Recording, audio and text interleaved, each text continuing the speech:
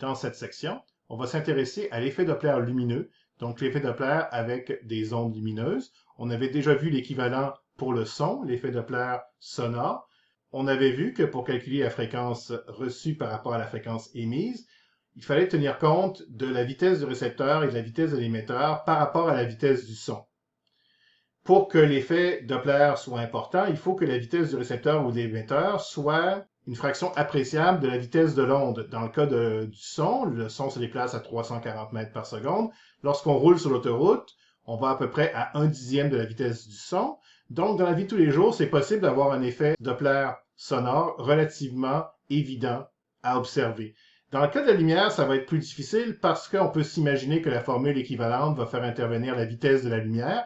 Et dans la vie de tous les jours, les vitesses des récepteurs et des émetteurs vont être relativement faibles par rapport à la vitesse de la lumière. L'effet est mesurable, par exemple avec des instruments spécialisés, mais pour avoir un effet Doppler lumineux relativement important, il faut souvent considérer des phénomènes astrophysiques, par exemple une étoile qui s'approche ou qui s'éloigne de nous en tournant autour d'une autre étoile, ou les vitesses des galaxies qui s'éloignent de nous en raison de l'expansion de l'univers. On en reparle tout à l'heure. Maintenant, si on veut obtenir une équation pour l'effet Doppler lumineux, vu que les vitesses sont potentiellement une fraction appréciable de la vitesse de la lumière, il faut tenir compte de la relativité. Mais pour commencer, on va essayer de traduire l'équation qu'on avait pour le son pour la lumière. Alors, c'est clair que la vitesse du son va devenir c, la vitesse de la lumière, mais maintenant, il y a une simplification qu'on peut faire qui rend l'équation finale plus simple à utiliser que pour l'effet Doppler sonore, c'est que, en relativité, on a vu qu'il n'y a pas de référentiel privilégié. Donc, tous les observateurs inertiels ont le droit de supposer qu'ils sont au repos et mesurer les vitesses des autres objets par rapport à eux. Ce n'était pas le cas pour le son. Dans le cas du son, il y a un référentiel privilégié, c'est l'air.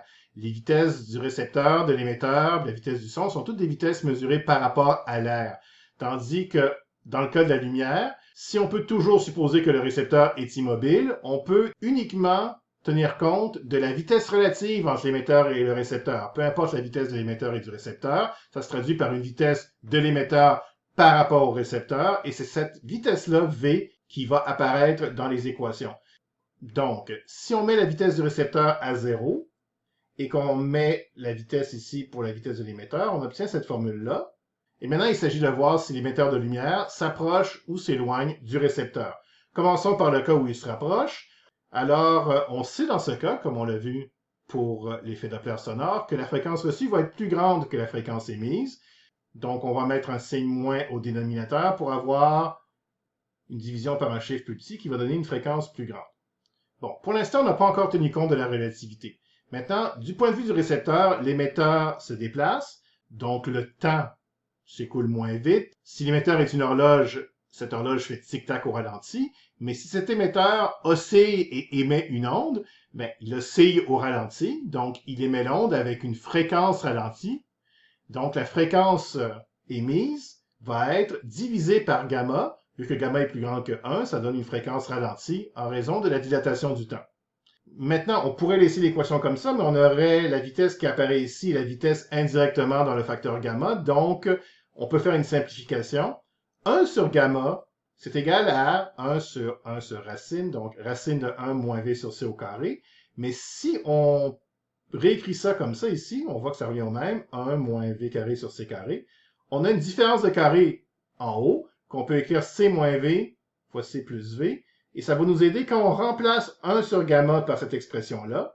On a un facteur racine de c moins v qui se simplifie en bas et il reste juste racine de c moins v.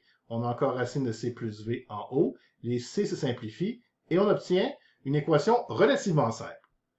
Si l'émetteur s'éloigne, c'est presque pareil, sauf qu'on a un plus dans le bas. On remplace 1 sur gamma par l'expression équivalente et cette fois-là, c'est une racine de c plus v qui se simplifie avec le bas pour qu'il reste racine de c plus v en bas, racine de c moins v en haut. Les c simplifient, on obtient cette équation-là. On peut résumer le tout avec l'équation f' égale racine carrée de c plus ou moins v sur c moins ou plus v fois f. On a écrit plus ou moins et moins ou plus pour que ce soit clair que quand on a un plus en haut, on a un moins en bas, et quand on a un moins en haut, on a un plus en bas.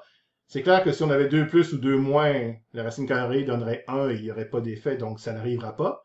C'est intéressant de contraster avec la formule pour le son, où on pouvait avoir les 4 possibilités, 2 plus, 2 moins, 1 plus, moins ou moins plus. Donc, dans l'équation qu'on a obtenue, lorsque l'émetteur se rapproche directement du récepteur, on a un plus en haut, un moins en bas. Lorsque l'émetteur s'éloigne directement, on a un moins en haut et un plus en bas. On parle de se rapprocher ou de s'éloigner directement. C'était aussi ces situations-là qu'on avait étudiées pour l'effet Doppler sonore. Ce genre de mouvement, on l'appelle longitudinal. C'est pour ça qu'on parle de l'effet Doppler lumineux longitudinal. Il existe aussi un effet Doppler lumineux latéral si un objet fait simplement passer devant nous. Il n'y a pas d'effet Doppler classique. Dans ce cas-là, il y aurait seulement le ralentissement du temps, mais on ne tiendra pas compte de cette situation-là dans ce cours.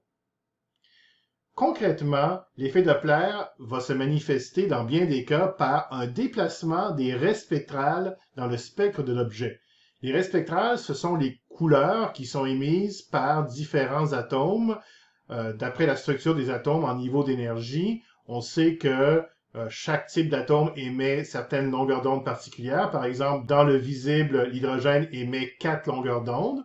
Vu que l'hydrogène est l'élément le plus abondant dans l'univers, ces longueurs d'onde-là apparaissent souvent dans les spectres d'objets astrophysiques. Et lorsqu'on les observe, mais toutes décalées par rapport à leur position en laboratoire, on peut se servir du décalage pour déterminer la vitesse de l'objet. Ou si on connaît la vitesse de l'objet, on peut prévoir le décalage. C'est ce qu'on fait dans l'exemple ici. On imagine une galaxie qui contient des nébuleuses qui émettent à la transition dominante de l'atome d'hydrogène, qui est à 656,3 nanomètres. Et on veut savoir, si la galaxie s'éloigne à 0,3 c, quelle longueur d'onde on va observer sur Terre. Comme l'équation de l'effet Doppler fait intervenir les fréquences, il va falloir travailler un petit peu ici pour transformer la longueur d'onde qu'on nous donne d'abord en fréquence. Mais la fréquence, c'est toujours la vitesse divisée par la longueur d'onde. Dans ce cas-là, on prend la vitesse de la lumière. On trouve la fréquence émise par la galaxie. Ensuite, vu que la galaxie s'éloigne, on sait que la fréquence f' va être plus petite. Donc, on va prendre un moins en haut et un plus en bas. Et on met la vitesse de la galaxie. Remarquez que la vitesse apparaît, c'est la même vitesse qui apparaît 2 fois, c'est le même symbole. C'est la même vitesse apparaît 2 fois dans l'équation. Et on obtient, si on remplace les chiffres, une fréquence qui est plus petite que la fréquence de départ, ce qui est normal vu qu'on s'éloigne. Et si on calcule la nouvelle longueur d'onde, vu qu'elle est inversement proportionnelle, ça va donner une longueur d'onde plus grande que la longueur d'onde initiale. Donc, on reçoit une longueur d'onde plus grande sur Terre. On appelle ça un décalage vers le rouge parce que dans le spectre visible, la partie du spectre où la longueur d'onde est la plus grande, c'est la partie rouge. Évidemment, ici, on était déjà dans le rouge en partant, donc on est rendu dans l'infrarouge, et si on était dans l'infrarouge et qu'on faisait un décalage vers le rouge, ben on pourrait être rendu encore plus loin. On voit qu'on n'aurait peut-être pas dû appeler ça décalage vers le rouge, on aurait peut-être dû appeler ça décalage vers la partie radio du spectre, qui est la partie qui a la plus grande longueur d'onde.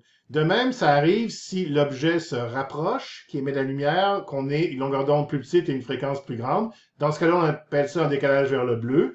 On aurait peut-être dû l'appeler le décalage vers les rayons gamma, parce que c'est réellement la partie du spectre total qui a la plus grande fréquence.